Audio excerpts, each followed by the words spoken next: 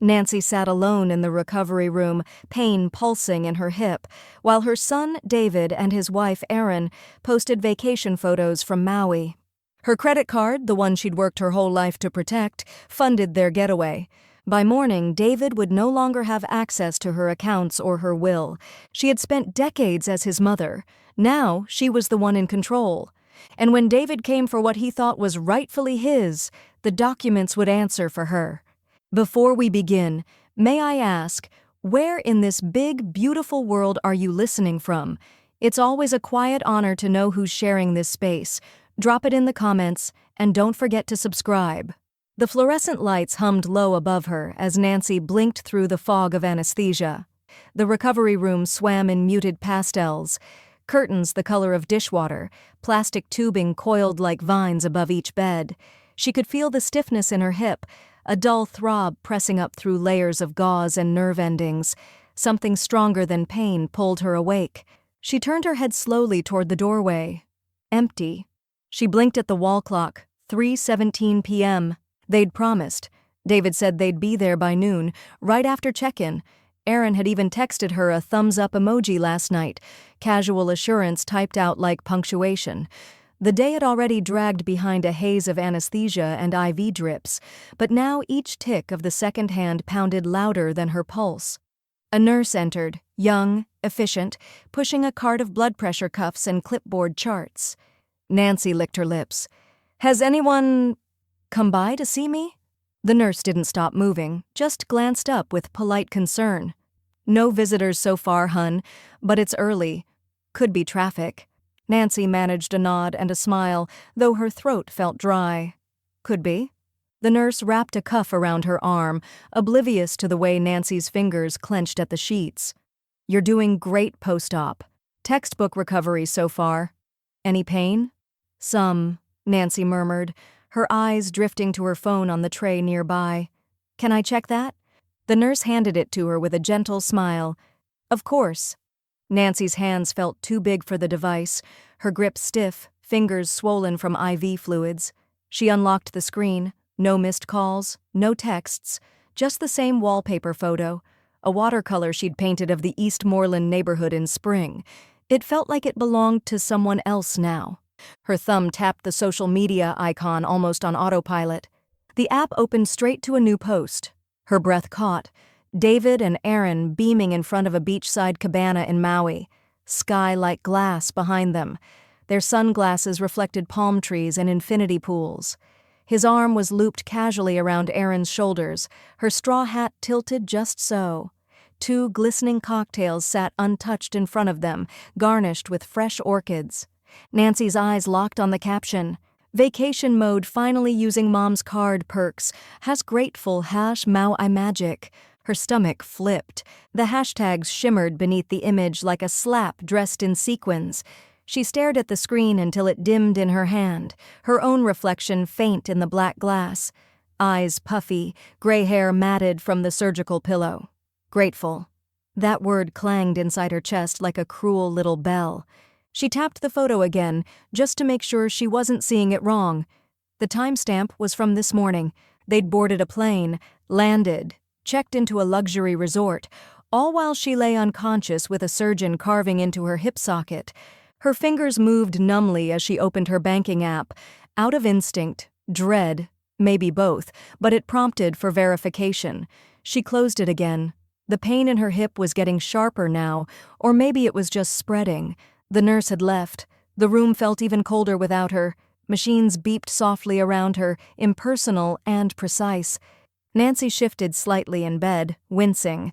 She stared at the phone again, willing it to ring, to vibrate, to come alive with some explanation. Nothing. She closed her eyes, just for a second. Erin's voice echoed in memory, chirpy and bright from 2 weeks ago. "Don't worry about a thing, Nancy. We've got it all handled. Just focus on healing." Healing. Nancy opened her eyes again, the ceiling tiles above her suddenly suffocating in their sameness. She tapped the phone screen again and opened the photo one more time, zooming in, studying the sunglasses reflection. There, faint but unmistakable, a waiter carrying a tray toward them with a bottle of champagne. Her lips parted, but no words came. The pain in her hip was nothing compared to the hollow settling in her chest. A quiet knock startled her. It was a hospital aide with a clipboard, smiling professionally. "Just need to confirm your insurance card, ma'am. There's been a change on file?" Nancy frowned. "What kind of change?" The aide tilted the clipboard toward her. At the top, bold and unmistakable, was a name Nancy hadn't authorized in years.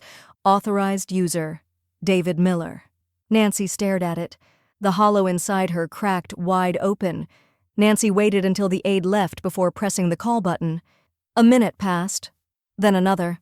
Finally, the same nurse from earlier returned, still moving at that efficient, nurse-on-a-schedule pace. Nancy's voice was steadier than she expected. "Could you bring me my purse, please?" The nurse hesitated. "I think it's still in the patient storage cabinet." "I'd like it now." Something in Nancy's tone shifted the air just slightly. The nurse nodded. "Sure, I'll bring it over." She returned a few minutes later with the familiar canvas bag, navy blue, a frayed edge near the zipper where Nancy had once caught it in the car door. The nurse set it gently on Nancy's lap, offered a smile, then left without another word. Nancy opened it with clumsy fingers, digging past tissues, a paperback, hand lotion, mints. Her wallet lay where it always did, wedged between the paperback's spine and a stray receipt from Safeway. She pulled it out. Zipper closed. She unzipped it.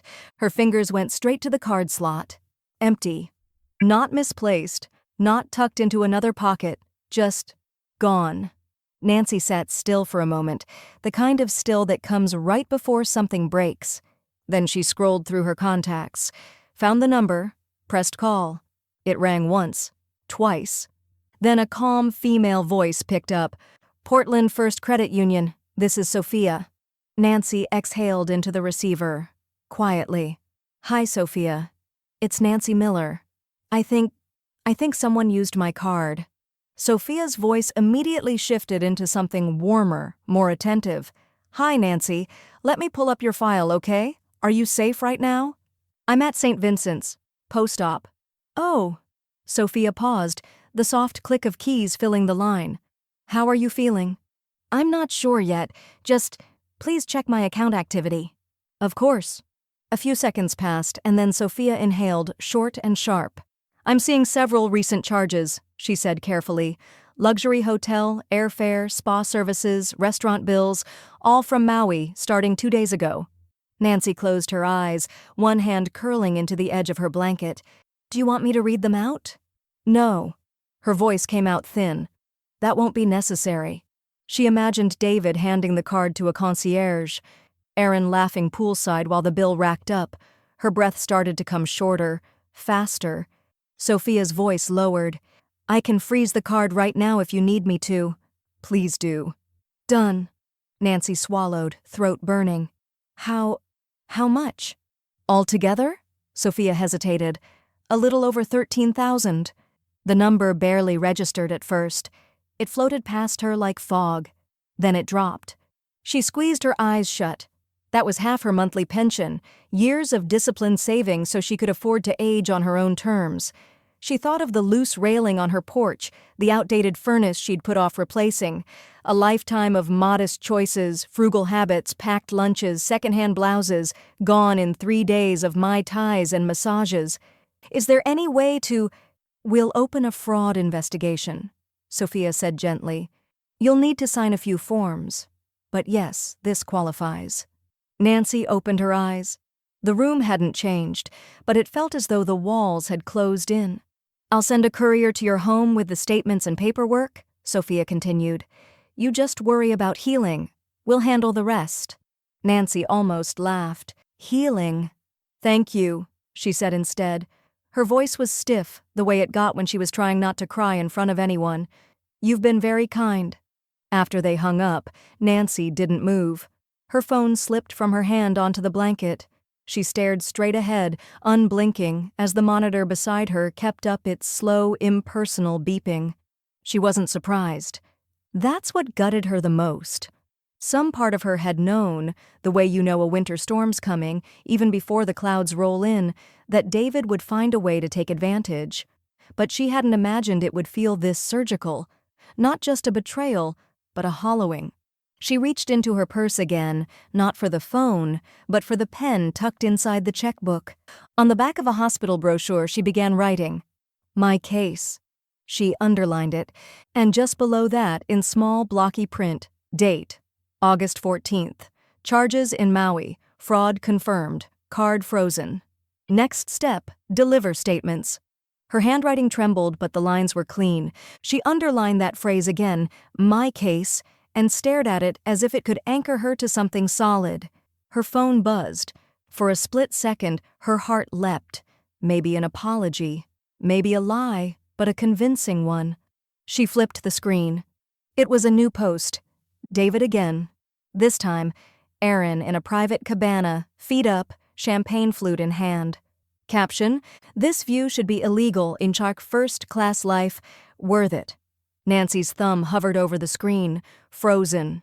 She didn't tap, didn't zoom, didn't react. Her eyes burned, not from tears but from clarity. The betrayal wasn't casual, it was celebrated. Nancy sat propped in bed, the tray table swiveled across her lap. The room smelled faintly of antiseptic and lemon hand sanitizer. Outside her curtained bay, muffled conversations drifted by. Nurses, orderlies, the occasional chirp of someone's IV machine alert. But inside her small slice of the hospital, the air felt heavy. Still. She drew a slow breath, flipped to a fresh page in the back of the brochure she'd been scribbling on, and wrote 2 words in clear, even block letters. Fraud protocol. Her fingers were steadier now. She didn't know exactly what came next, but she knew this much. It would be documented. A soft knock at the edge of the curtain made her jump. Then a familiar voice. "Permission to enter?" She looked up. Jared Wong stood just outside the curtain, holding a brown paper bag with a deli logo and a half-smile that wasn't pitying, just grounded. "You look like you could use something better than pudding." Nancy managed the closest thing to a laugh she'd had all day. "That's an understatement." He pulled a chair over and handed her the bag. Inside was a turkey sandwich, her favorite kind, no mayo, extra mustard, and a lemon Pellegrino. "I figured you'd forget to eat anything real," Jared said, settling beside her. "You always forget when your head's spinning." Nancy stared at him, surprised by how much comfort there was in that simple sentence. "I'm guessing from the look on your face that the spinning hasn't stopped." "Not even slowed," she said, then exhaled. "They used my card, vacationed with it, maxed it out like it was nothing." He didn't say, "I'm sorry." He just nodded, like he was logging it in his own invisible notebook. "Sophia's solid," he said. "She'll help get your money back." Nancy looked down at her notes again. "It's not about the money." "I know," Jared said, "but getting it back might help." She was quiet a long moment. Then, slowly, she reached into the bedside drawer and pulled out a fresh, lined notebook. It had been tucked away beneath the hospital-issued socks and pamphlets on post-op care. "I asked the nurse for this morning," she said. She opened to the first page. "My case," she'd written at the top, underlined twice in blue pen. Beneath it, dates, charges, names, notes. "David always counted on me being too tired or too nice to make waves," she said. "But I'm not tired, I'm just sore." "And sore," Jared said gently, "is temporary." A smile tugged at the edge of her mouth. Another knock at the curtain. This time it was a nurse with a manila envelope in hand. "Courier from Portland First Credit Union," she said, setting it on the tray table. "You're popular today." Nancy waited until she was gone. Then she opened the envelope. Inside were 12 pages of transactions, hotel bookings, spa treatments, luxury dining. She scanned the list with a steady gaze, pen in hand, making quick check marks as if she were grading an exam. A text buzzed across her phone screen. "David. Hey, how's recovery going? Don't worry about the bills, we'll square it all later. Just focus on you." Nancy stared at the message for a long time. Her thumb hovered over the reply box. She imagined what she could say, what she should say. Maybe a line about betrayal. Maybe just silence. In the end, she tapped the screen, marked as unread. The phone buzzed again a few seconds later, but she didn't look this time. Instead, she opened the next page of her notebook. Across the top, she wrote, Action Plan. Beneath it, Contact Attorney. Change Power of Attorney. Lock down remaining accounts. Document everything. She closed the notebook softly and laid it beside her. The ache in her hip was still there, but it felt distant now. Background noise. What replaced it was sharper, cleaner, resolve. She picked up the credit union statements again, studied the hotel name, the transaction times, the meal orders. One stood out, a champagne tasting at a vineyard just outside Lahaina. The timestamp was the same hour she was being wheeled out of surgery, too drowsy to speak. Her eyes narrowed. They didn't even wait a day. 3 days after discharge, Nancy stood in the lobby of a glass and steel office building just off Pioneer Courthouse Square, her cane planted firmly in one hand and a folder tucked tight beneath the other arm. She'd traded her hospital gown for a slate gray cardigan and slacks, every movement still stiff but determined. Her Uber had dropped her at the curb, and she'd refused help from the driver, inching her way through the revolving doors like a woman walking into court, not consultation. The elevator ride to the 12th floor was quiet except for the faint buzz of fluorescent lighting and the clipped, tinny voice reading off floors. She gripped the handrail, breathing through the pain blooming in her hip with each mechanical rise. When the doors opened, a woman at the front desk gave her a practiced smile. "Ms. Miller?" Nancy nodded. "Linda Park is ready for you. Go on back." Nancy stepped into a corner office painted in cream and cobalt, wide windows framing a view of rainy downtown. Across the room, a woman rose from her desk, polished, poised, with salt-streaked black hair and a blazer cut to perfection. "Ms. Miller," she said, extending a hand, "I'm Linda Park." Nancy shook it firmly, then lowered herself into a waiting leather chair with a wince. "I'm sorry I'm slow, still healing." Linda offered a small, respectful nod. "Surgery or not, you came prepared. That counts for more." Nancy set the manila folder on the desk between them and opened it, revealing 12 printed statement pages, color screenshots from social media, a handwritten log of dates and notes, all organized with meticulous clarity. Linda's eyes scanned the first page, then the second. She flipped through silently, her expression tight but composed. "You've done a remarkable job documenting everything," she finally said. "The screenshots especially. They paint a very clear timeline." "I wanted to be sure," Nancy said quietly, "that no one could say it was a misunderstanding." Linda folded her hands, gaze steady. "It's not a misunderstanding. It's a textbook case of financial exploitation." Nancy's lips pressed together, hard. "I see this all the time," Linda continued. "It's not just morally reprehensible, it's criminal. Oregon law classifies elder financial abuse as a felony if the amount exceeds $10,000. She tapped the printed statements. "We're well over that." Nancy looked out the window for a moment, rain ticking softly against the glass. "You think it'll matter?" Linda didn't hesitate. "If we act fast, yes. The first step is to remove David's access to any of your finances. Power of attorney, shared accounts, anything with his name on it. Do you have a living will or estate plan?" "Yes, he's listed as my financial agent." Linda nodded slowly. "Then we change that today." She rose and walked to a filing cabinet, pulling out a slim folder marked POA, Immediate Revocation. Inside were 2 forms, blank but ready. This gives you full control again. It names a new agent, someone you trust, and formally revokes David's ability to access, transfer, or authorize anything under your name. Nancy stared at the forms for a long moment, then she reached for her pen. "I'd like to assign Sophia Reyes as my agent," she said. "She's the branch manager at Portland First. She already knows what's going on." Linda lifted an eyebrow, clearly impressed. "That's a smart move."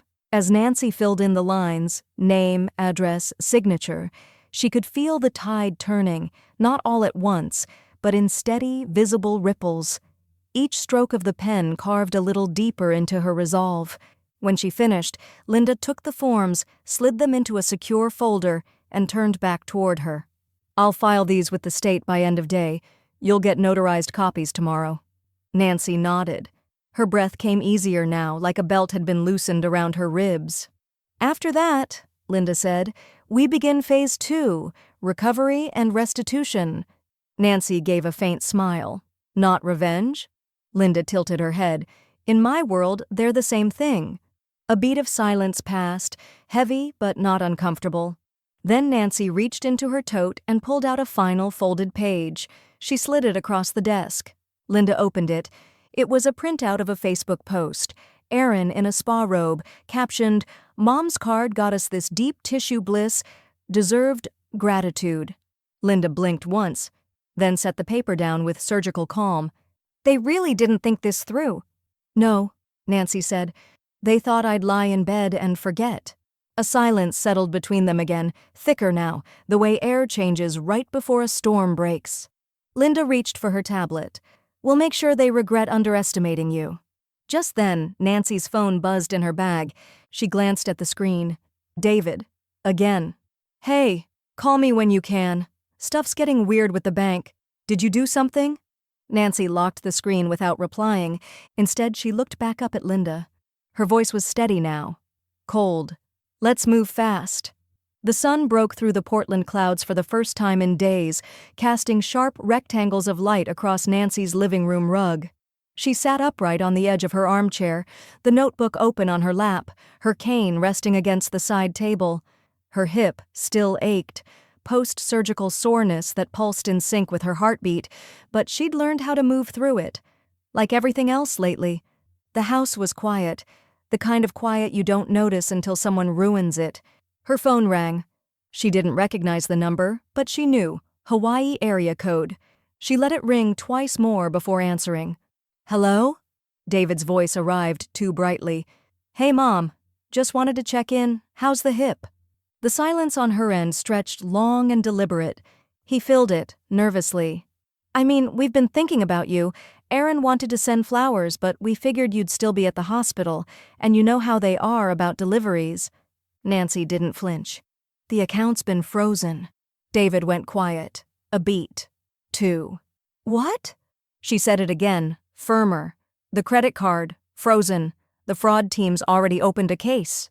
On the other end, she could hear the distant sound of water, maybe a pool, maybe the ocean, and the clink of silverware. David's voice cracked slightly. Whoa, hold on, Mom. What are you talking about? We were just... Look, we didn't think... I didn't give you permission, she said flatly. Not for the card, not for the account, not for any of it. I was going to pay you back, David said quickly. It was just supposed to be, a treat. You're always saying you want us to relax more. We thought... The background noise shifted, a shuffle, a sharper tone. Aaron's voice cut in. Is she serious right now? Then louder, directly into the phone. You're freezing the card while we're traveling, Nancy? Are you trying to make us look like criminals? Nancy stayed silent, letting the accusation dangle in the air like a wire without insulation. You always twist things, Aaron snapped. You just want control, even from a hospital bed. This is your way of punishing us for going without you. Nancy's voice dropped to a near whisper, more lethal than shouting. Don't talk to me like I'm someone you can manage. Aaron huffed. Unbelievable.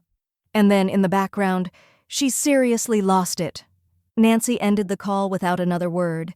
She stared at the phone for a long moment afterward, then set it down like it had dirtied her hand. The room went quiet again, except for the ticking of the mantel clock and the faint rattle of wind against the front window. She sat back in the chair and let out a slow, controlled exhale. She didn't cry. She didn't shake. She just reached for her pen and jotted in the notebook, call from David. Denial, gaslight, Aaron escalated. No apology, no ownership.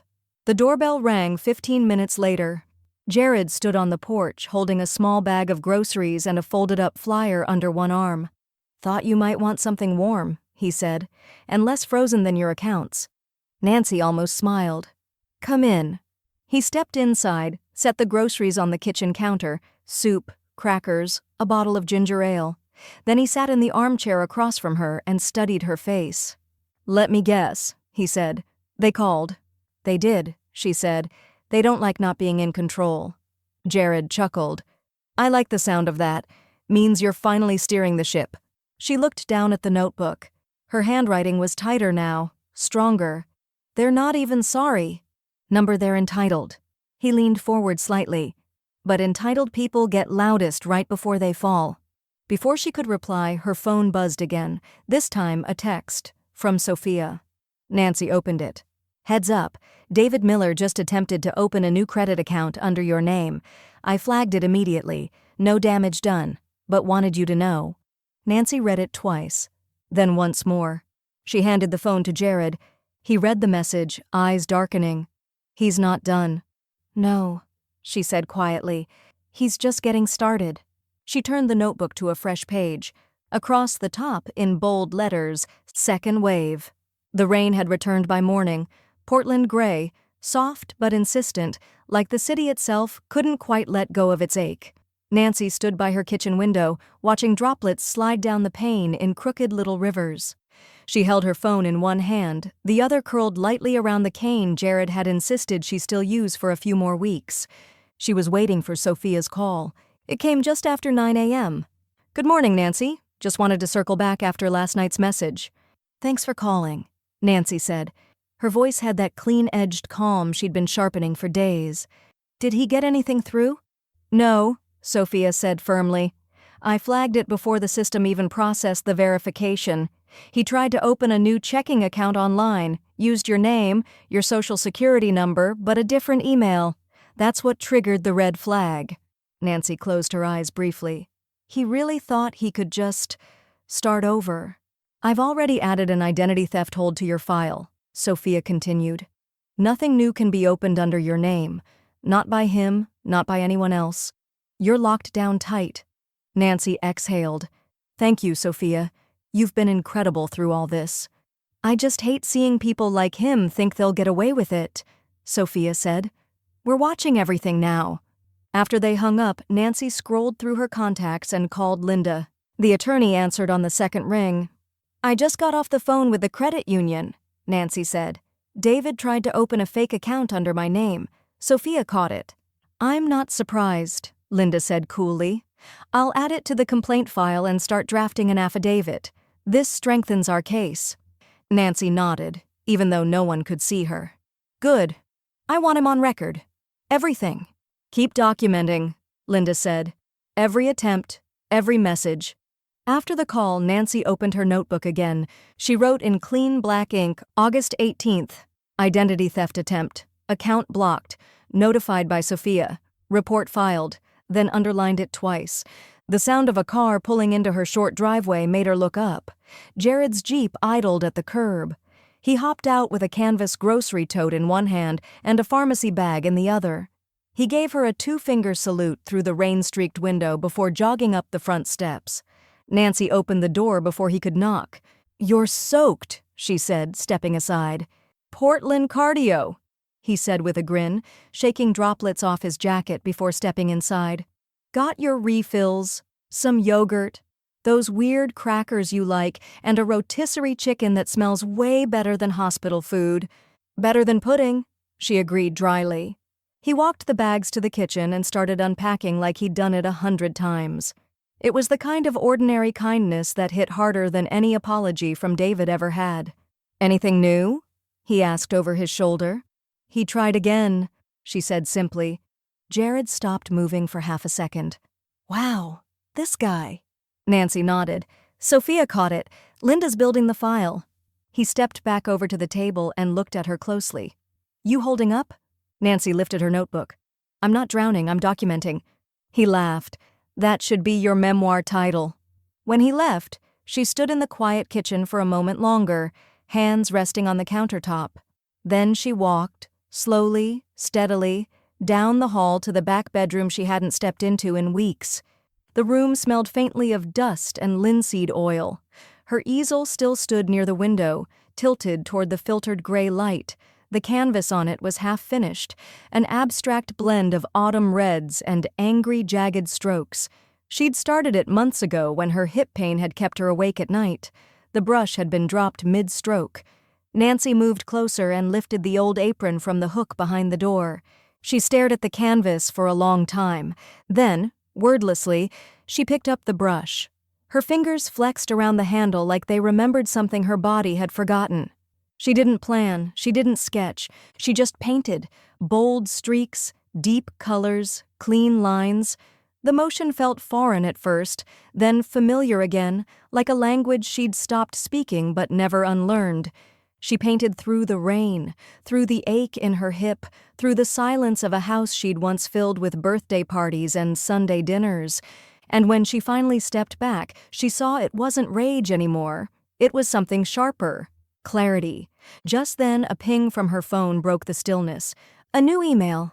Subject line: urgent activity on social media. Aaron tagging you in photos. Nancy's mouth drew into a hard, straight line. She set down the brush.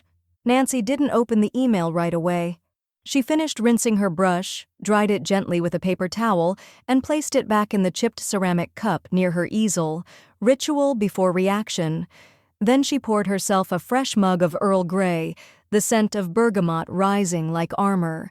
She sat by the window, legs tucked under the throw Jared had brought over weeks ago. Rain still whispered down the glass, soft and familiar, like the city was trying to soothe her. The tea was warm in her palms. Now she opened the email. The body was short, automatically generated from her privacy alert settings.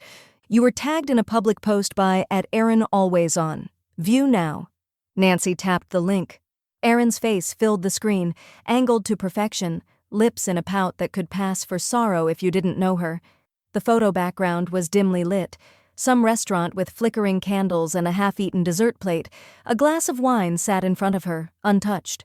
The caption stretched long beneath the image, a parade of grievances dressed in lowercase vulnerability. Trying to stay strong through family drama, some people don't understand boundaries or gratitude. We've always done everything for her, everything, and now this. Can gaslight. Family. Hurts. Karma will handle it. Nancy blinked. No name, no context. Just enough implication to stir a crowd. She scrolled through the comments. Emoji hearts, sending prayers, and one especially sharp line from a mutual acquaintance. OMG, can't believe she's still treating you this way. You've been so patient. Nancy calmly took a screenshot. She saved the image to a new folder on her phone. My case. Public misrepresentation. August 19th. Then she set the phone aside and picked up her tea again. 10 minutes later, Jared let himself in with a 2-knock announcement. Didn't want to surprise you. Brought you that blueberry loaf from Sparrow. Still warm. He walked into the kitchen, shaking the rain from his jacket like a dog, then paused when he saw her sitting there, phone face down, eyes steady. You good? Aaron posted, Nancy said, not looking up. Jared raised an eyebrow. Oh? She wants sympathy this week. He slid into the chair across from her and opened the paper bag. The smell of butter and sugar filled the space. Let me guess. Cryptic caption, dramatic lighting, probably a wine glass within frame? Nancy nodded. Bonus points for hashtags. Jared broke off a piece of the loaf, handed it to her. You want me to screenshot it and make a wall print? Frame it as your first gallery piece post-recovery? That almost got a smile out of her. No, she said. Let her post whatever she wants. That's the only control she's got left. Jared whistled softly. Ice in your veins today. She looked at him. Clarity, not ice. He nodded, eyes thoughtful. Even better. Later that afternoon, Nancy met with Linda again, this time at her home, papers spread out across the dining table between them like a chess match nearing endgame. The updated will sat in the center, printed and ready. You're sure? Linda asked. Nancy didn't hesitate. 100%. She signed the papers slowly, carefully, each stroke of ink deliberate. The final beneficiary list had changed. David was gone. So was Aaron. In their place, the Portland Art Center, the Oregon Women's Foundation, and a local hospice nonprofit that had cared for Nancy's late neighbor with startling grace. They build things, she said. They don't just take. Linda offered her a quiet nod, then slid the documents back into her briefcase. Copies will be delivered by Monday. Originals are with me. You're protected now. After Linda left, Nancy returned to her chair by the window. The rain had thinned to mist, softening the outlines of her garden. Her tea had gone cold, but she sipped it anyway. A new calm wrapped itself around her, not relief exactly, but something stronger, something chosen. She wasn't reacting anymore. She was editing, refining, reclaiming. She picked up her phone again, scrolled briefly through the tags, and muted Aaron's account. Then, out of instinct, she opened her messages, one new thread, from an unknown number. The preview line chilled her. "Just FYI, David told us you're not well. He said the fraud stuff is a mix-up." Nancy didn't tap. Not yet. She reached for her notebook instead. The meeting was set for 10:30 a.m. at Brew and Bloom, a boutique coffee shop tucked between a yoga studio and a candle store in southeast Portland. Nancy arrived 15 minutes early, cane in one hand, notebook in the other, her lips pressed in a thin, unreadable line. She chose a table near the window, not far from the register, public enough to discourage theatrics, private enough for war. A teenage barista offered a smile she didn't return. "Chamomile, please," she said. "No sugar." The tea arrived with a ceramic honeybee stirred into the cup's glaze. Nancy ignored it and opened her notebook instead. The top of today's page read, "Meeting, David and Aaron, August 20th. She wasn't there to argue. She was there to observe. At 10:34, they arrived. Late, but not enough to comment on. David entered first, his tan slightly faded, wearing a zip-up jacket over a Maui t-shirt. Aaron followed, in oversized sunglasses and leggings that looked more like performance than comfort. They spotted her, and David offered a sheepish smile. Aaron didn't smile at all. "Nancy," David said as they approached, already using that too soft tone, like he was comforting a dog afraid of thunder. "Thanks for meeting us." Nancy said nothing, only closed her notebook and set it beside her tea. David took the chair across from her, Aaron sliding in next to him, removing her sunglasses slowly like a villain in a midday soap. He started in quickly. "Look, this has all gotten blown way out of proportion. The card, we never thought it had come to this. I mean, we've used it before, right? You never had a problem then?" She kept her gaze steady, unblinking. Aaron folded her arms. "And suddenly it's fraud? You're accusing your own family? Publicly?" "You've posted more than I have," Nancy said coolly. Aaron's eyes flashed. "That was a private expression of my pain. You've turned this into a circus." David cut in too fast. "I told people it was a misunderstanding, that you weren't feeling well, that the hospital meds were—" "I'm off the meds," Nancy said. Her tone didn't rise. If anything, it got quieter. "And the misunderstanding was thinking I wouldn't notice what you did." David's knee started bouncing. Aaron leaned forward, trying to regain control of the tempo. "You're humiliating us," she said. "People are asking questions. They think we stole from you." Nancy tilted her head slightly. "Should they not?" "You were never good with boundaries," Aaron hissed. "You raised David to think guilt was currency. And now you're playing the victim because you weren't invited to Maui." Nancy looked down at her tea, took a small sip, set it down. She didn't answer. David tried again. "Look, we can fix this. Let's just drop the charges, talk to the credit union, say it was a family miscommunication. If we keep this going, it's going to hurt all of us." At that moment, the door opened. Jared walked in, rain-speckled jacket zipped halfway, holding a reusable mug from the clinic cafe. He saw them instantly, nodded at Nancy, and walked directly over. "Morning," he said simply. David blinked. "Hey, man. Didn't know you'd be here." "I'm not here for you," Jared said. He pulled up a chair and sat beside Nancy. His presence shifted the air, grounded it, steadied it. Aaron visibly stiffened. "Oh," she said. "Of course. You bring backup now?" Nancy didn't look at her. She leaned toward Jared slightly. They wanted to clear the air. Jared said, sipping from his mug. "Smells more like spin control." Aaron pushed back from the table slightly. "This is ridiculous." David reached for the last card in his deck. "You're really willing to throw your family away over a few misunderstandings?" Nancy turned to him, slowly, calmly, as if measuring the weight of the moment. "I didn't throw anyone away," she said. "You handed me the scissors." Silence. Aaron stood. "We shouldn't have come." David hesitated, then followed her out the door. Neither of them looked back. Jared leaned in. "You okay?" Nancy stared out the window at their retreating forms. "I didn't speak for years," she said. I let guilt translate everything. But today? She opened her notebook again, wrote one line, witnessed denial in public daylight, no remorse, no leadership, exit confirmed. She closed the book with a soft snap. I'm just getting started. The check came folded in a plain white envelope, the kind that usually carried junk ads or sympathy cards. But this envelope had weight, financial and emotional. Nancy opened it slowly, seated at her kitchen counter with her notebook already open beside her. The return address read, Portland First Credit Union, Fraud Recovery Department. Inside was a single page, formal letterhead, confirmation of the investigation's resolution, and beneath it, the figure she'd already memorized from the statements. $13,482.61, payable to Nancy A. Miller.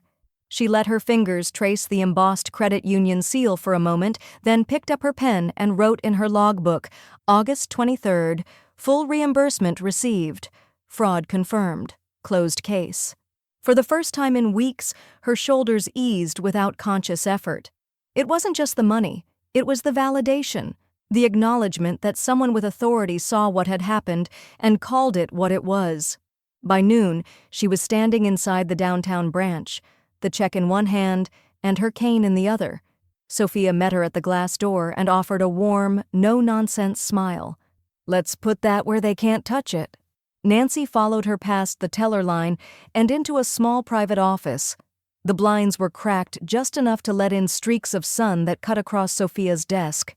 We'll deposit this directly into your trust account, Sophia said, already logging into the system. It's protected, inaccessible to anyone without express notarized access, which is just you. Nancy nodded. That's what I want. Sophia looked up. How are you holding up? Really? Nancy considered the question. Stronger, she said. Not healed, but clearer. Sophia nodded slowly. That clarity? It's earned. Most people fold by now. I don't fold, Nancy said. I reframe. When she walked out 20 minutes later, the check was deposited, the paperwork complete, and a new quiet pride warmed her bones as much as the late summer sun. That evening, Jared picked her up in his Jeep and drove them to the food cart pod off 11th and Hawthorne, where the air smelled like fire-roasted peppers and garlic butter and ambition. Long strings of outdoor lights blinked over picnic tables, and the hum of Friday night life buzzed from every direction. I figured it was time for a real meal, he said, holding out a paper tray of Korean BBQ tacos and sweet potato fries. Also, I owed you for not punching David. Nancy took a bite of the taco, closed her eyes, and let the flavor sink in. No need. Watching him flounder in his own performance art was satisfying enough. They found a quiet table near a food cart window with no line. Jared cracked open 2 cans of ginger beer and slid one across the table. To victories, he said, lifting his can. Nancy tapped hers gently to his, and to not going back. They ate in silence for a while, people watching and listening to the occasional burst of laughter or the sizzle of something cooking on a flat-top grill. Nancy felt a strange joy in the smallness of the moment, no lies, no manipulation, no edges to walk, just freedom tucked inside the ordinary. When she got home that night, she scrolled through her muted social feed, curiosity, not craving, and found a new post from Aaron. Never trust people who rewrite history just to be the hero in their own sad little story. Just her family betrayal, manipulation, truth matters. The photos showed Aaron sitting on a couch surrounded by shopping bags and unopened Amazon boxes, like a child hiding behind toys after being scolded. Nancy didn't even bother to screenshot it. She simply closed the app and dropped the phone onto the couch beside her. But the real gut punch came the next morning. It was a call from Julie Anderson, an old family friend who still volunteered at the community garden and occasionally sent Nancy Christmas cards with glittery snowmen. Hey, Julie said, her voice unsure. This might be overstepping, but I ran into Erin at Whole Foods yesterday. She seemed unraveling. Said David drained their joint account, all of it. Told her it was a surprise trip and he'd cover it later.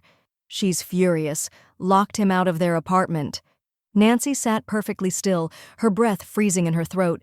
He used their savings? She said slowly. Every last dollar, apparently. She told the cashier like she wanted someone to hear it. Nancy didn't answer. Julie cleared her throat. I just thought you'd want to know. After they hung up, Nancy sat back in her armchair, eyes narrowed. The afternoon light poured through the window in fractured patches, gold and sharp. She turned to a fresh page in her notebook and wrote, August 24th, Aaron now betrayed. Joint savings gone. Internal collapse begins. Then, underlined once, he burns everything. Even what's his. The sky over Eastmoreland was a tired sort of blue, thin and washed out, like the whole city had been wrung out after too many storms. Nancy sat on the back porch, mug in hand, watching a squirrel nose around the base of her camellia bush. There was a hum of sprinklers 2 houses down, and the quiet, pleasant clatter of her neighbor hanging wind chimes on a shepherd's hook. Then her phone buzzed. She almost didn't check it. Peace had become a discipline, but she did. It was a text from Lynette Carpenter, an old colleague from the Art Center board. Just saw Aaron's latest post. Thought you'd want to see this before it circulates further. Yikes. Nancy opened the screenshot. The image was unfiltered, shaky. Aaron mid-rant on what looked like an Instagram story. Puffy eyes, zero makeup, voice cracking with rage. My mother-in-law's been poisoning everyone against us. Even my friends think we stole from her. We didn't. We were trying to help. But no one cares that she's vindictive and manipulative and lying about David draining our savings. She's trying to destroy our lives, and she's succeeding. Hope she's proud. The caption read, Watch who you trust, especially if they gave birth to your husband. Nancy exhaled through her nose, slow and sharp.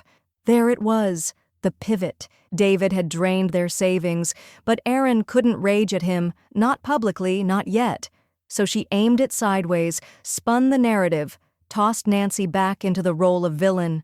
The same woman who had handed them second chances, gift cards, weekend childcare, and guilt-soaked grace for years, now cast as the puppeteer behind her own exploitation.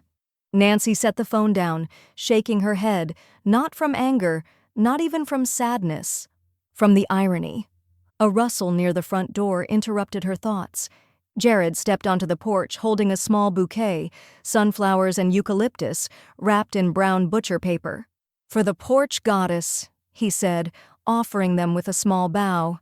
Nancy smiled. Small, real. They're beautiful. He sat on the bench beside her, easing into the space without asking, like he always did. You look like you've just swallowed a lemon whole? Nancy picked up her phone, showed him the screen. He watched the clip in silence. Then, wow, you've got yourself a real Shakespearean villain there. Ironic, Nancy said. I spent most of my life trying to be liked by people who now accuse me of villainy. Jared shrugged. That's usually how it goes. You stop enabling, they call it betrayal. She was quiet for a beat. I didn't want this, she said. No, he agreed. But you didn't dodge it either. And that matters. She turned to look at him. You think I'm being cruel? He shook his head. I think you're finally being clear, and clarity gets called cruelty when people benefit from your confusion. Nancy looked down at the bouquet. Her hand tightened just slightly around the stems. I used to think resilience meant putting up with things, she said. Now I think it means removing the weight that never belonged to you. Jared smiled at that. Put that on a mug. She laughed, really laughed, and the sound surprised even her. It felt like wind finally moving through a window that had been painted shut. An hour later, after Jared left, she walked back into the studio. Her body still moved with caution, but her mind felt sharper than it had in years. She pulled a fresh canvas from the corner, unwrapped it, and set it on the easel. She didn't pick up where she left off. That painting was done, archived in her own private gallery of survival. This one was different. It started with a wide streak of cobalt blue, then streaks of amber, teal, crimson. No sketches, no rules. She painted with her whole arm. Messy, bold strokes that didn't ask permission. This wasn't a picture of pain, it was a declaration. Each motion carved out something she hadn't known was trapped, not just grief or betrayal, but decades of swallowed silence. She didn't hear her phone buzz until the final brushstroke landed. It was a message from Sophia. Heads up, legal docs from Aaron just got faxed here. She's trying to contest the POA transfer, claims you're mentally compromised." Nancy blinked, then wiped her hands on a towel. Slowly, she picked up her pen and opened her notebook. August 25th. Aaron retaliates. Contests mental fitness. Claims fraud. Initiating legal counterprep. She drew a box around it, and this time, she wrote in red. The courthouse smelled like paper and old ambition. Nancy sat stiffly in the hallway outside courtroom 3B, her hands folded over the same notebook that had traveled with her through pain, lies, and revelation. Beside her, Linda adjusted her blazer and scrolled through a digital folder on her tablet, sharp-eyed and unmoved. Across the hall, David leaned against a vending machine, talking to no one. Aaron sat on the bench beside him, arms crossed, lips tight, looking everywhere except at Nancy. The irony wasn't lost on her. The same woman who once used her kitchen like a stage now barely made eye contact in public. The courtroom door opened. A bailiff stepped out. "Case number 48-21-CV, Miller v. Miller, financial exploitation and fraud. Both parties please enter."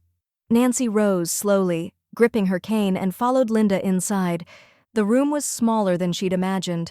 Nothing dramatic, no gallery of strangers gasping, just wood-paneled walls, a modest bench, a single U.S. flag drooping slightly in the corner, and the quiet precision of justice grinding forward. The judge was a woman in her 50s with a no-nonsense haircut and a demeanor that suggested she'd seen 1,000 families unravel across that very floor. She adjusted her glasses and addressed the room. "Ms. Miller, please begin." Linda stood. "Your Honor, today we present documented evidence of elder financial abuse totaling over $13,000, committed by the plaintiff's son and his spouse during a period in which Ms. Miller was under general anesthesia and post-surgical recovery." She handed the bailiff a stack of exhibits, screenshots, statements, fraud reports, legal filings. Nancy recognized them all, pages she'd curated with surgical precision. The judge flipped through them, eyebrows arching only once. At Aaron's spa photo, perhaps. "Defense?" the judge asked, tone flat. David shifted uncomfortably in his chair. His attorney, a nervous man with a cheap suit and too much cologne, stood up. "Your Honor, we believe this was a misunderstanding between family members. There was no malicious intent. My client was under the impression that he had implied permission to use the funds. It was never concealed. They tagged her in several posts." "Posts are not legal documentation," the judge interrupted, voice clipped. "Continue." As the defense droned on, Nancy let her gaze drift to David. He hadn't looked at her once, not even when Linda read aloud the transaction summary. Not when the screenshots displayed his caption, "Finally using Mom's card perks." His eyes stayed fixed on the polished floor, as if looking down might shrink the moment small enough to escape it. Then came her turn. Linda touched Nancy's arm gently. "You ready?" Nancy stood. She did not need the script they'd prepared. "I'm not here out of spite," she said, her voice firm and deliberate. "I'm here because silence made me complicit for too long." The judge's eyes met hers, steady. "For years, I gave and gave, assuming love meant never saying no. But when I was unconscious in a recovery ward, they used my name, my identity, and my money, not to help me but to pamper themselves. And when I noticed, they didn't apologize. They retaliated." Aaron whispered something sharply behind her, and the bailiff turned with a warning glance. Nancy didn't break rhythm. "I've spent a lifetime budgeting grocery lists down to the penny. I've walked to save gas, worked weekends to pay for braces, skipped vacations so my son could have his. And the minute I became inconvenient, they turned me into a loophole." She looked directly at David now. He still didn't meet her gaze. "I'm not asking for punishment. I'm asking for a record, so that the next time someone treats a parent like a purse, there's precedent that it's not just bad behavior, it's abuse." The room went silent. Even the judge leaned back slightly, hands steepled. "Thank you, Ms. Miller," she said. Court recessed for review. Nancy walked out slowly, her gait measured but resolute. Linda leaned in as they approached the hallway. "You landed that harder than I ever could." "I wasn't trying to land anything," Nancy said, "just trying to stop lying by staying quiet." As they stepped into the lobby, her phone buzzed. She looked down. Voicemail from an unknown number. She clicked play. A man's voice. Strained, anxious. "Nancy, this is Anthony from the Art Center. I wasn't sure how to say this, but someone anonymously requested a hold on your scholarship pledge. They claimed you're being investigated for fraud. It's probably nothing, but should we talk?" Nancy didn't respond. She slowly, calmly, slid the phone into her coat pocket and pulled out her pen. The ink was still drying on the court transcript when Nancy climbed the narrow stairs to Linda's office for the final time. The sky outside was pale and cloudless, the kind of crisp September morning that tricked you into forgetting what came before it. But Nancy hadn't forgotten. She carried every bruise in her notebook like ink pressed between chapters. Linda's office smelled faintly of leather and peppermint oil. The windows were cracked just enough to let in the breeze, and the conference table was set with 2 neat stacks of documents, a signature pad, and 2 ballpoint pens laid with surgical precision. Nancy set her cane beside the chair and sat down, exhaling once. "Is it ready?" she asked. Linda gave a single, affirming nod. "This version is bulletproof. No gaps, no ambiguity. You're in full control." Nancy reached into her bag and pulled out the envelope from the Portland Art Center, the brochure for the scholarship program they'd begun drafting last year, back when she still thought David might one day help her administer it. She laid it beside the documents, gently, like laying flowers on a grave. "I want the Art Center as the primary beneficiary," she said. 50% of the trust, the rest split between the Hospice Foundation and the Women's Fund. Linda made a few final notes, then slid the will toward her. Initial and sign wherever marked. Nancy picked up the pen. Her grip was steady now. She didn't hesitate, not like last time. Every signature was deliberate, final, earned. She reached the final page, paused for a moment, and signed her full name.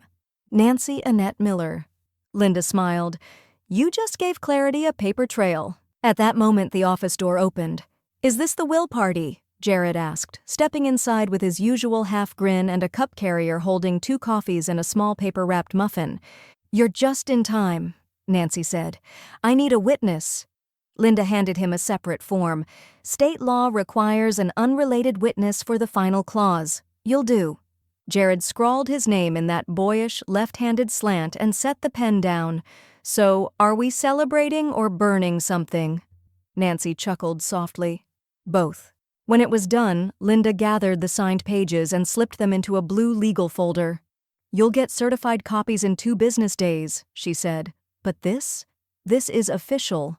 Nancy felt something lift, not just from her shoulders, but from her history, like someone had opened a long, sealed window and let a gust of truth blow out the dust. Outside, the air was sharper than expected, early fall in Portland, where summer ends with a single, stubborn gust. She stepped carefully down the front steps, Jared walking beside her in that unspoken way he always did, present but never intrusive. "You okay?" he asked. She looked up, her hair fluttered slightly in the wind, her scarf dancing like punctuation. "I feel unburdened," she said. "Not safe, not finished, but light." They reached the corner and she paused beneath a street lamp still dripping from morning dew. "I'm funding it now," she said suddenly. Jared blinked. "The scholarship?" "Why wait for death?" she said. "They tried to delay it with lies. That tells me it's more powerful than I even realized." He gave a low whistle. "That's a power move." She smiled, not smug, not cruel, just sovereign. Back at home, Nancy opened her laptop and navigated to the Art Center's donation page. She entered the full amount, the same figure David had stolen and been forced to return. $13,482.61. Nancy A. Miller Art for Resilience Scholarship. She clicked Submit and watched the confirmation screen blink to life. Done. She closed the lid. Her phone buzzed again. This time, it was a group message thread she hadn't seen in over a year, extended cousins and family friends. "Erin's saying you've disinherited David out of spite, says you're unstable, wants to tell her side. Should we be concerned?" Nancy stared at the screen. Then, quietly, she opened her notebook. September 2nd, legacy funded. Resistance continues. Character war begins. She didn't reply, but her fingers hovered over the screen for a long moment before typing just 2 words. Watch carefully. She didn't send it. Yet. The envelope Nancy dropped into the mailbox felt heavier than it should have, not from the check inside.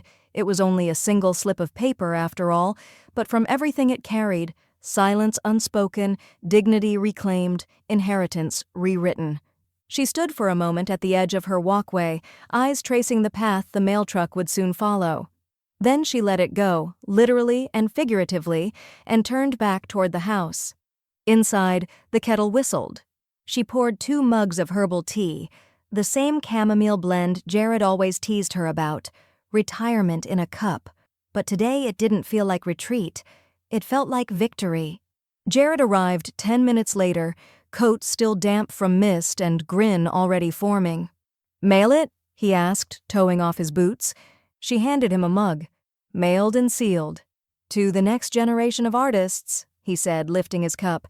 "May they never trust someone named David." Nancy laughed, the sound lighter now. Let's not curse the name, just the entitlement. They settled into their familiar seats, she on the armchair near the window, he in the rocker with the creaky joint. Outside, a few golden leaves floated past the glass like slow-motion confetti. Her phone rang. Private number. She didn't need caller ID. There was a tone to certain moments that let you know exactly who was calling. She answered without hesitation. "Hello?" A pause. Then David's voice, raw, smaller than she'd ever heard it. "Mom?" She didn't reply. "I heard about the will, about the scholarship." Another silence. Look, I know you probably hate me, but I never thought it would get this far. Erin's furious. She moved out, said I destroyed everything. I don't even know where to start." Still, Nancy said nothing. His voice cracked. "I was stupid. I was selfish. I thought you'd forgive me like always. I didn't realize you were done." She could hear him breathing, hear the plea hiding behind every word. "I'm sorry, Mom, I mean it." Nancy let it sit between them for a beat. Then, calmly, she ended the call. No drama, no declaration, just the clean, efficient sound of release. She set the phone down and took another sip of tea. Jared didn't ask. He just said, "That felt earned." "It did," she said. And for the first time in weeks, she leaned back in the chair, not from exhaustion, but ease. Her shoulders loosened, her breathing deepened, the clench in her gut, the guardedness in her eyes, they softened. She felt decades younger, not in body, in soul. She glanced around the room, the new painting on the easel, the tidy row of legal folders stacked by the fireplace, her notebook open to the latest entry. September 3rd, legacy secured, will finalized, scholarship active. The quiet wasn't empty anymore. It was whole. They talked for an hour about nothing: rain, soup recipes, a weirdly aggressive squirrel in Jared's alley, and when he left, he said only, "You built something. You didn't just survive them, you replaced them." Nancy stood at the window after he left, watching the light shift. She didn't cry, she didn't sigh. She simply stood taller. Then her phone buzzed, a new email. Subject line, Nancy A. Miller Scholarship Dedication Ceremony, Invitation. Her breath caught. She opened it. "Dear Ms. Miller, we're thrilled to formally invite you to the scholarship dedication for the Nancy A. Miller Art for Resilience Fund. Your contribution has already inspired incredible responses from the community, and several applicants have written letters we'd like to share. The ceremony will be held at the Portland Art Center Auditorium on the 15th. We would be honored if you would speak briefly to the students and artists in attendance. With deep gratitude, Anthony Guerrero, Director." She read it twice, then a third time. She walked over to her notebook and flipped to the next clean page. At the top, she wrote in bold, careful letters, "September 3rd. They tried to erase my legacy. I made a new one, with my name on it." She circled it, twice, and underlined the last line, this time in gold. The Portland Art Center Auditorium had never looked more alive. Light spilled from tall windows across polished floors, dappling the backs of folding chairs arranged in rows. Abstract student pieces lined the gallery walls, paintings done in bold, unapologetic color. One canvas in particular stopped Nancy mid-stride, a swirl of deep crimson over titanium white, punctuated by gold flecks. There was a small card beside it. Resilience. By Chloe, age 17, in honor of Nancy A. Miller. Nancy didn't breathe for a moment. Not from shock. She'd known her name would be mentioned, but from the impact of seeing it, claimed, repurposed, honored, not questioned, not weaponized, celebrated. Jared stepped beside her, hands in his pockets. He whistled under his breath. "You've officially entered the paint pantheon." Nancy smiled. "Not bad for someone accused of elder fraud last month." He grinned. "You always were more avant-garde than they could handle." She touched the edge of the frame gently, then followed the soft murmur of voices into the main hall. Rows of guests filled the auditorium, students, patrons, community organizers, press. A small podium stood center stage beneath a projection screen showing a slideshow of student work. A string quartet tuned softly in the corner, and the air smelled faintly of oil paint and lavender cleaner. She spotted Anthony Guerrero near the front, adjusting a microphone with the nervous precision of someone used to backstage roles. He looked up and saw her, face lighting. "Nancy," he called, crossing to meet her. "You made it." "You invited me," she said, her voice warm. "I don't ignore invitations that mean something." He guided her to the front row, where a seat had been saved beside Jared, a program tucked neatly under the armrest. Anthony took the stage a moment later, voice amplified but calm. "Welcome, everyone. Today we gather not only to celebrate art, but to celebrate the act of resilience that makes art possible." Behind him, the screen flashed her name. The Nancy A. Miller Art for Resilience Scholarship, established 2025. Gasps rippled through the audience, soft, reverent. Anthony continued, "This fund was born not from ease, but from clarity, from a woman who chose to reclaim her voice not just for herself, but for those still learning to use theirs." Nancy could feel every gaze drift her way. For once, it didn't make her shrink. It made her sit taller. "We have a few surprises today," Anthony said. "But first, some of the scholarship applicants have prepared something for our honoree." The lights dimmed slightly as 3 student artists stepped on stage, each carrying a painting. They stood in a line, one by one, presenting their work, each one a reflection of the word resilience. None of them were portraits of her, and yet each one was. Brushstroke declarations, torn edges healed with gold leaf. One piece, a jagged triptych stitched back together with threads of red yarn, nearly stole her breath. "I didn't think you'd cry," Jared whispered. "I'm not," she murmured, blinking fast. "I'm absorbing."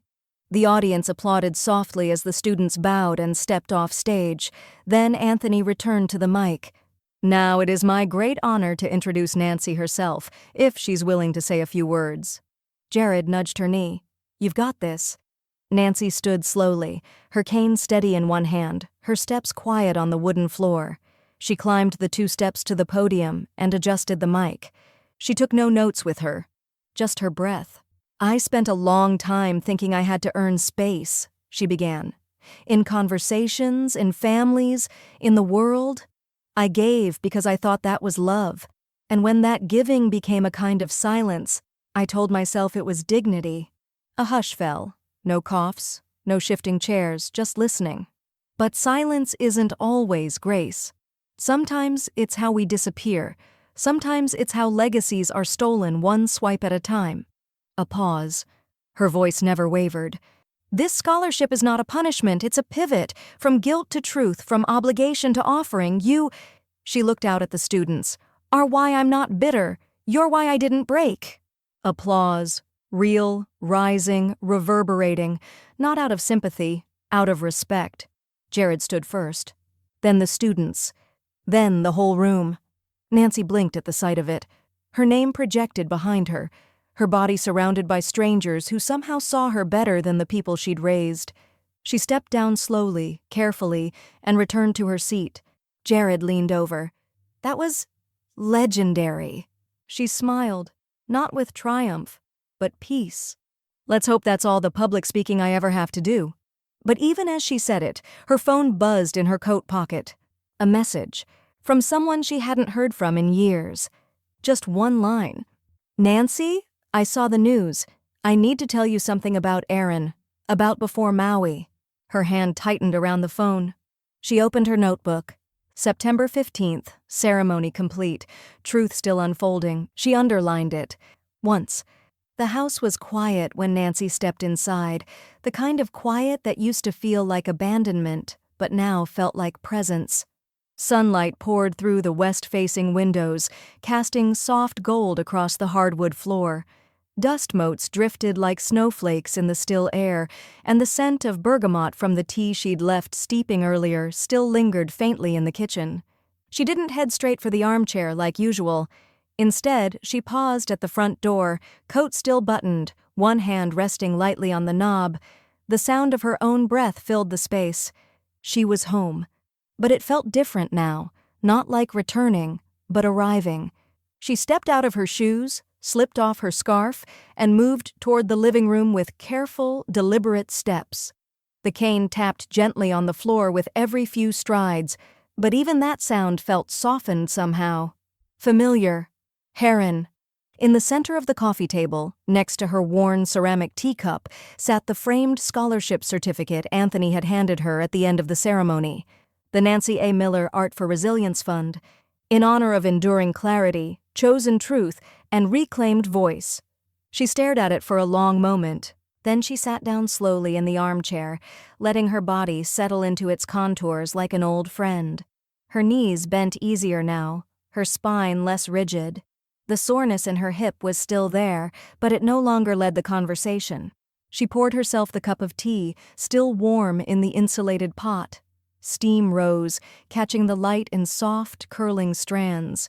She inhaled once. Deep. Her phone buzzed. She didn't rush to check it. When she did, it was as expected. Another text from Aaron. The preview was already unhinged, words like gaslight, control, public shaming. Another one-woman monologue, broadcast into the void of her own denial. Nancy's thumb hovered over it for a breathless second. Then she pressed down, held, and tapped. Silence notifications. The phone dimmed, then returned to the lock screen. No vibration, no ping. Just quiet again. She set it down, not on the table, but inside the small ceramic dish where she kept dried lavender and the keys to a storage unit she no longer needed. A dish she'd made herself years ago. A little lopsided, a little imperfect. Still useful, still hers. From her chair, Nancy's eyes wandered across the room, the soft edges of a life she'd spent too long apologizing for. The bookshelf lined with worn spines and sketch pads, the old lamp with the cracked shade, the framed photo of a mountain trail she had once vowed to walk again. Maybe she would. Maybe she already had. Jared had once said she didn't just survive David and Aaron, she replaced them, but that wasn't entirely true. She hadn't replaced them. She had outgrown them, and that, in itself, had been the fiercest act of resistance. Nancy reached for her notebook, flipped to the final clean page, and wrote in slow, deliberate lines, September 15th, home again, noise muted, peace reclaimed. Some recoveries don't happen in hospitals, they happen in choices. She closed the notebook and placed it on the shelf beside her old sketchbooks. Then she picked up her tea. And for the first time in years, she drank it without looking over her shoulder. She was alone, but not abandoned. She was quiet, but not silenced. She was still healing, but not broken. Just a woman in her living room surrounded by color, memory, and air that finally felt like hers, and a name they couldn't take back.